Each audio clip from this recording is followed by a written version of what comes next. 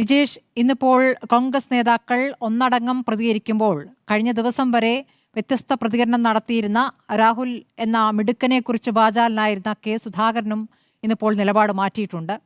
കുറ്റം ചെയ്തെങ്കിൽ ശിക്ഷിക്കപ്പെടണമെന്ന് പറയുന്നു. രാഷ്ട്രീയത്തിൽ നിന്ന് മാറ്റി നിർത്തേണ്ടതില്ല എന്നതിലേക്ക് ആ നിലപാട് മാറുന്നുണ്ട്. പക്ഷേ നിങ്ങളുടെ പാർട്ടി മുഖപത്രം എന്താണ് ചെയ്തത് നിജേഷ്? പാർട്ടി മുഖപത്രത്തിനോട് വിശദീകരണം ചോദിച്ചിട്ടുണ്ട്. അത് തിരുത്താൻ ആവശ്യമായ നടപടിയെടുക്കും. ഞങ്ങളെ സംബന്ധിച്ചിടത്തോളം സസ്പെൻഷനോടുകൂടി സ്പീക്കർക്ക് കത്ത് നൽകിയതോടുകൂടി പാർലമെൻ്ററി പാർട്ടിയിൽ നിന്ന് മാറ്റി നിർത്തിയതോടുകൂടി പാർട്ടിയുമായിട്ടുള്ള ബന്ധം അവസാനിപ്പിച്ചു. ഇനി അദ്ദേഹത്തിൻ്റെ ഭാഗം ഏതെങ്കിലും കാലത്ത് തെളിയിക്കപ്പെട്ട് വന്നാൽ നമുക്ക് അപ്പം നോക്കാം. പിന്നീട് രാഹുൽ എങ്ങോട്ട് പോയി, അയാൾ എങ്ങോട്ട് പോയി, അയാൾ എവിടെ ഒളിച്ചു, അയാൾ എന്ത് ലുക്കൗട്ട് എന്ന കാര്യങ്ങളിൽ അന്വേഷണാത്മക രാഷ്ട്രീയ പ്രവർത്തനം നടത്തേണ്ട കാര്യം ഞങ്ങളെ സംബന്ധിച്ചിടത്തോളം ഇല്ല. ഞങ്ങളുടെ നിലപാട് വളരെ നേരത്തെ തന്നെ വ്യക്തമാക്കിയതാണ്. ഇനി ആർക്കെങ്കിലും വ്യത്യസ്ത അഭിപ്രായമുണ്ട് എങ്കിൽ അവരൊക്കെ പാർട്ടിയുടെ നിലപാടിലേക്ക് എത്തുമെന്ന കാര്യത്തിലും യാതൊരു സംശയവുമില്ല. ഈ വിഷയം പുറത്തു വന്ന ശേഷമാണല്ലോ നിയമസഭാ സമ്മേളനത്തിൽ യൂത്ത് കോൺഗ്രസ് നേതാവിനൊപ്പം അവിടേക്ക് രാഹുൽ മാങ്കൂട്ടം എത്തിയത്. അപ്പോൾ യൂത്ത് കോൺഗ്രസ് നേതാവാണ്. ആ യൂത്ത് കോൺഗ്രസ് നേതാവിനെ എതിരെ നടപടിയെടുത്തിട്ടില്ല. അതുകൂടാതെ ഇപ്പോൾ ഇതിനു മുൻപ് പാലക്കാട് പ്രചാരണത്തിൽ വന്നത്, അതുകൂടാതെ പാലക്കാട് തദ്ദേശ തെരഞ്ഞെടുപ്പിലെ കണ്ണാടി ഗ്രാമപഞ്ചായത്തിലെ സ്ഥാനാർത്ഥികളെ നിശ്ചയിക്കുന്ന പരിപാടി, സ്ഥാനാർത്ഥികളെ നിശ്ചയിച്ചുകൊണ്ടുള്ള പ്രഖ്യാപനം, അവിടെയൊക്കെ അദ്ദേഹം ഉണ്ടായിരുന്നു. പാർട്ടി വിട്ടുകളഞ്ഞ, ഇപ്പോൾ പാർട്ടിയുടെ ഭാഗമല്ല എന്ന് പറയുന്ന രാഹുൽ മാങ്കൂട്ടത്തിൽ ഇവിടെയൊക്കെ പാർട്ടി നേതാക്കളുടെ അല്ലെങ്കിൽ പാർട്ടി പ്രവർത്തകരുടെ ആശീർവാദത്തോടെ അതിലൊക്കെ സന്നിഹിതരായിട്ടുണ്ട്. ഇപ്പോൾ രാഹുൽ മാങ്കൂട്ടത്തിൽ ഒറ്റയ്ക്കല്ല സഞ്ചരിക്കുന്നതെന്നാണ് കിട്ടുന്ന വിവരം. കൂടെ യൂത്ത് കോൺഗ്രസ് നേതാക്കളൊന്നുമില്ല എന്ന് നിങ്ങൾക്ക് ഉറപ്പിക്കാനായോ നിജേഷ്? നേരത്തെ ഈ വിഷയം പുറത്തു വന്നപ്പോൾ ഒരു പ്രത്യേക അന്വേഷണ സംഘം ഉണ്ടാക്കി. ആ അന്വേഷണ സംഘത്തിൻ്റെ പ്രവർത്തനങ്ങൾ നിങ്ങളെപ്പോലെ തന്നെ ഞങ്ങളും സാഗൂതം വീക്ഷിച്ചു. സ്വാഭാവികമായിട്ടും ആ അന്വേഷണ സംഘം ഏതെങ്കിലും തരത്തിൽ ഇദ്ദേഹത്തെ അറസ്റ്റ് ചെയ്യുകയോ പ്രതി ചേർക്കുകയോ മറ്റേതെങ്കിലും തരത്തിൽ ഈ കേസിൻ്റെ അന്വേഷണത്തിലേക്ക് പോകുമെന്നോ നമ്മൾ കരുതി. എന്നാൽ ഒരു പ്രതികരണവും പ്രത്യേക അന്വേഷണ സംഘത്തിൽ നിന്നോ നേരത്തെ പറഞ്ഞ ഇരകളിൽ നിന്നോ ഉണ്ടാവാത്ത ഒരു സാഹചര്യം വന്നു. അങ്ങനെ മാസം 1, 2, 3 കഴിഞ്ഞപ്പോൾ മറ്റൊരു തലത്തിലും എത്താത്തപ്പോൾ ചില പ്രാദേശിക നേതാക്കന്മാർ അവരെ വിളിച്ചിട്ടുണ്ടാവാം. അദ്ദേഹം തന്നെ അദ്ദേഹത്തിന്റെ കോൺസ്റ്റിറ്റ്യുവൻസിക്കകത്തുള്ള പരിപാടികളിൽ ഔദ്യോഗിക പരിപാടികൾ സസ്പെൻഷനിലായ നേതാവ് സസ്പെൻഷനിൽ തന്നെയാണെന്ന നേതാക്കൾ തലപ്പത്തുള്ളവർ പറയുക, എന്നിട്ട് താഴേക്കുള്ളവർ അത് ധിക്കരിക്കുക. അതെങ്ങനെയാണ് സാധ്യമാവുക? ഒരു ജനാധിപത്യ പാർട്ടി എന്നാൽ ഇങ്ങനെ നടക്കുന്നു എന്നതാണോ അതിന്റെ അർത്ഥം? ആ വിഷയത്തിൽ പാർട്ടിയുടെ ഔദ്യോഗിക പരിപാടികളിൽ നിന്ന് അദ്ദേഹത്തെ മാറ്റി നിർത്തി കഴിഞ്ഞു. ഏതെങ്കിലും തരത്തിൽ പ്രാദേശികമായി അത് ചെയ്തിട്ടുണ്ട് എങ്കിൽ പാർട്ടിക്ക് ചില നടപടികളുണ്ട്. Palakkad M L A Palakkad തദ്ദേശ തെരഞ്ഞെടുപ്പിൽ കണ്ണാടി ഗ്രാമപഞ്ചായത്തിലെ സ്ഥാനാർത്ഥികളെ നിശ്ചയിക്കുന്ന പരിപാടിയിൽ പങ്കെടുക്കുകയാണ്. സ്ഥാനാർത്ഥി പ്രഖ്യാപനം നടത്തുകയാണ്. വളരെ ലോക്കലായ പരിപാടി എന്നൊക്കെ എങ്ങനെ പറയും? അതിന് ആവശ്യം ലോക്കലായ പരിപാടിയൊന്നും പറയുന്നില്ല. ഞാൻ പറഞ്ഞല്ലോ, നേരത്തെ ഒരു 5-6 മാസം 3 മാസത്തിലധികം ഈ കേസ് മുന്നോട്ട് പോയി. ചില ആളുകൾക്ക് സ്വാഭാവികമായ സംശയമുണ്ടായി, ഇയാൾ ഇതിൽ പ്രതിയാണോ, അന്വേഷണ സംഘം എന്ത് ചെയ്തു, കേസുണ്ടോ? ഇരകൾ എന്ന് പറയുന്ന ഒരാളും പുറത്തു വരുന്നില്ല. ചില ആളുകൾ അതിന്റെ പിറകെ നടക്കുന്നു എന്നല്ലാതെ ഒന്നുകിൽ അദ്ദേഹം പറയണം അല്ലെങ്കിൽ പറയണം, തെളിയിക്കപ്പെടട്ടെ എന്നുള്ള നിലപാടെടുത്തു. അതുകൊണ്ട് തന്നെ ഞങ്ങൾ അവിടെ ആ സമയത്ത് കർശനമായ ഒരു ആക്ഷനിലേക്ക് പോയിട്ടില്ല. അതൊരു യാഥാർത്ഥ്യമാണ്. എന്നാൽ ഇന്ന് കേസ് എടുക്കുന്ന ഒരു സാഹചര്യം വന്നപ്പോൾ ഞങ്ങൾ വീണ്ടും നിർദ്ദേശിച്ചു. അതുകൊണ്ട് തന്നെ മുഖപത്രത്തിനോട് ഒരു ആക്ഷൻ എടുക്കാൻ പറഞ്ഞത് ഞങ്ങൾക്ക് യാതൊരു ക്ലാരിറ്റി കുറവില്ല. സസ്പെൻഷനാണ് ഏറ്റവും ശക്തമായ നടപടി എന്നാണല്ലോ നേതാക്കൾ പറയുന്നത്.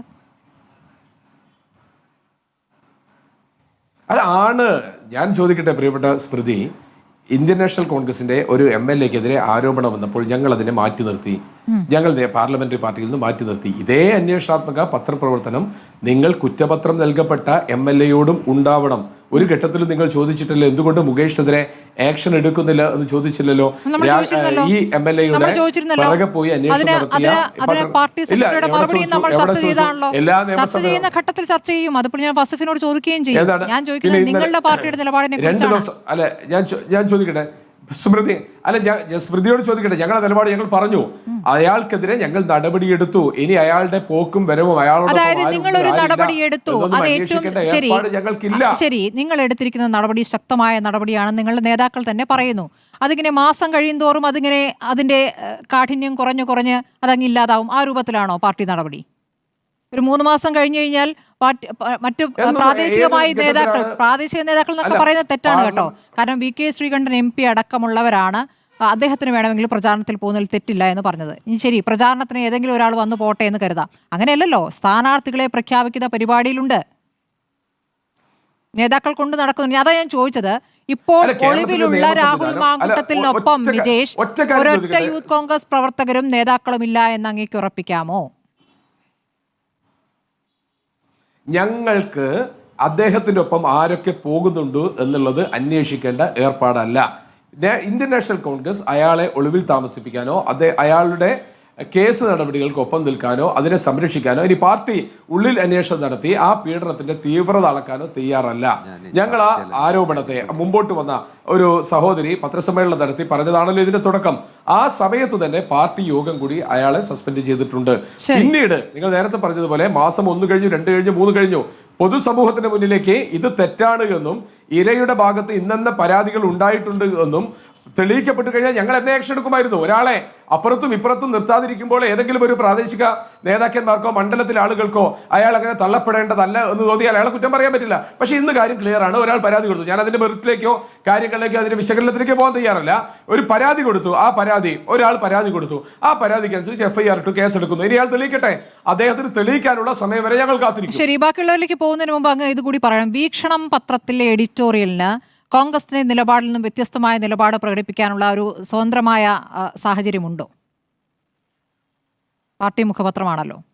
തീർച്ചയായിട്ടും ആ പത്രത്തിന് പല പാർട്ടി പത്രം നേരത്തെയും അതിന്റെ എഡിറ്റോറിയലിൽ ചില സമയത്ത് പാർട്ടി നിലപാടുകളിൽ വ്യത്യസ്തമായിട്ട് എഴുതിയിട്ടുണ്ട്. ആ സമയത്ത് പാർട്ടി ഇടപെടും, പാർട്ടി തിരുത്തും, പാർട്ടി തിരുത്തേണ്ട സമയത്ത് തിരുത്തും. അതെങ്ങനെയാണ് പാർട്ടിയെ പ്രതിരോധത്തിലാക്കുന്ന കാര്യങ്ങൾ പാർട്ടി മുഖപത്രത്തിൽ വരിക? ആ സമയത്തൊക്കെ ഇടപെട്ട് തിരുത്തുന്നു പറഞ്ഞാൽ എന്താ, ഇനിയും വരും, ഇനിയും കുഴപ്പം സംഭവിക്കും, ആ കുഴപ്പം സംഭവിക്കുമ്പോഴൊക്കെ ഞങ്ങൾ തിരുത്തി മുന്നോട്ട് പോകും എന്നാണോ പറയുന്നത്?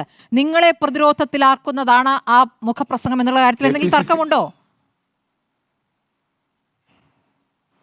KPCC ഓഫീസിലോ KPCC പ്രസിഡന്റിന്റെ അടുത്തോ ഭാരവാഹികളുടെ അടുത്തോ വീക്ഷണം പത്രത്തിന്റെ എഡിറ്റോറിയൽ ഞങ്ങളെടുത്ത് വന്ന് ചർച്ചയ്ക്ക് എടുത്തിട്ടല്ല വരിക. അതിൽ പാർട്ടി നിയോഗിക്കുന്ന ചില ആളുകൾ അതിന്റെ തലപ്പത്തുണ്ട്. പക്ഷേ എന്നാൽ എഡിറ്റോറിയൽ ബോർഡ് അത് സ്വതന്ത്രമാണ്. എഡിറ്റോറിയൽ ബോർഡ് ചിലപ്പോൾ പാർട്ടിയിലെ തന്നെ വിഷയങ്ങൾക്കനുസരിച്ച് എഴുതിയിട്ടുണ്ട്. പാർട്ടി നടപടിയെടുത്ത ഇപ്പോൾ കേരളം ചർച്ച ചെയ്തുകൊണ്ടിരിക്കുന്ന ഏറ്റവും പ്രധാനപ്പെട്ട വിഷയം കോൺഗ്രസ് പ്രതിരോധത്തിലല്ല, കോൺഗ്രസ് ശക്തമായ നടപടി എടുത്തിട്ടുണ്ട് എന്ന് നിങ്ങൾ നേതാക്കൾ ശക്തമായി പറയുന്ന വിഷയം. അതിൽ രാഹുൽ മാങ്കൂട്ടത്തിനെ ഒരു തരത്തിലും അനുകൂലിക്കാതെ സൂക്ഷ്മതയോടെ നേതാക്കൾ പ്രതികരിക്കുന്ന സമയം ചിലരുണ്ട് അപവാദമായി. അങ്ങനെ സംസാരിക്കുന്ന ഘട്ടത്തിൽ എങ്ങനെയാണ് ഇങ്ങനെ പാർട്ടിയെ പ്രതിരോധത്തിലാക്കുന്ന രീതിയിൽ ഒരു മുഖപ്രസംഗം വരിക? അതാണ് ഞാൻ ചോദിക്കുന്നത്. അതിൽ ചില നേതാക്കളുടെ ആശീർവാദമുണ്ടോ? ചില നേതാക്കൾ പറഞ്ഞതനുസരിച്ചാണോ ഇങ്ങനെ ഒരു മുഖപ്രസംഗം തയ്യാറാക്കിയതെന്ന് സംശയിച്ചാൽ അവർ കുറ്റം പറയാൻ പറ്റുമോ? അല്ല, കേരളത്തിലെ ഏറ്റവും പ്രധാനപ്പെട്ട വിഷയം ഇതാണ് എന്ന് സ്മൃതി പറയരുത്. 2 ദിവസം മുമ്പാണ് 3 ആഴ്ച മുമ്പ് ആത്മഹത്യ ചെയ്ത ബിനോ തോമസ് എന്ന ഒരു CI, ഒരു SHO കോഴിക്കോട് ജില്ലയിലെ വളരെ പ്രമാദമായ CPM-നൊപ്പം നടക്കുന്ന, CPM-ന് ബാങ്ക് പിടിച്ചു കൊടുക്കുന്ന, CPM-ന്റെ അടിമപ്പണി എടുക്കുന്ന ഉമേഷ് എന്ന് പറയുന്ന DYSP കസ്റ്റഡിയിലുള്ള ഒരു സ്ത്രീയെ നിരന്തരമായി പീഡിപ്പിച്ചു എന്ന് ആത്മഹത്യക്കുറിപ്പിൽ എഴുതി. നിങ്ങൾ അന്വേഷണാത്മക പത്രപ്രവർത്തനം നടത്തിയോ? അതും പ്രധാനപ്പെട്ട വിഷയമല്ലേ? പീഡനം തന്നെയല്ലേ നടന്നത്? കസ്റ്റഡിയിലുള്ള ഒരു യുവതിയെ ഒരു DYSP പീഡിപ്പിച്ചു എന്ന് പറഞ്ഞതിന്റെ പേരിൽ ഒരു അന്വേഷണം അങ്ങോട്ടൊരു ഏതെങ്കിലും രീതിയിൽ ഒരു അന്വേഷണം നടത്തിയോ? ഇത് കേരളത്തിലെ ഏറ്റവും വലിയ പ്രശ്നമാണ് എന്ന് കരുതരുത്. ഇതൊരു പ്രശ്നമാണ്. ആ പ്രശ്നത്തെ ഞങ്ങൾ അഡ്രസ് ചെയ്തിട്ടുണ്ട്. അതിനേക്കാൾ വലിയ പ്രശ്നം കേരളത്തിൽ ഉണ്ട്. അത് സ്വർണ്ണക്കൊള്ള ഉൾപ്പെടെയുള്ള കാര്യങ്ങളാണ്. പീഡനത്തിന്റെ കാര്യങ്ങൾ ഉമേഷിനെ പോലെയുള്ള CPM-ന്റെ ഏത് കാലത്തും CPM-ന്റെ കാലടിപ്പാടുകൾ പിന്തുടരുന്ന, CPM-ന് വേണ്ടി എന്ത് പണിയും എടുത്തു കൊടുക്കുന്ന, ബാങ്ക് വരെ പിടിച്ചെടുത്തു കൊടുക്കുന്ന ഉമേഷിനെ പോലെയുള്ള അടിമകൾ ചെയ്യുന്ന അന്വേഷണം നടത്തണം. അതിലേക്ക് കൂടി സ്മൃതിയുടെ പത്രപ്രവർത്തനവും റിപ്പോർട്ടറിന്റെ ചാനലും കണ്ണോടിക്കണം എന്നൊരു അഭ്യർത്ഥന കൂടിയുണ്ട്. ശരി.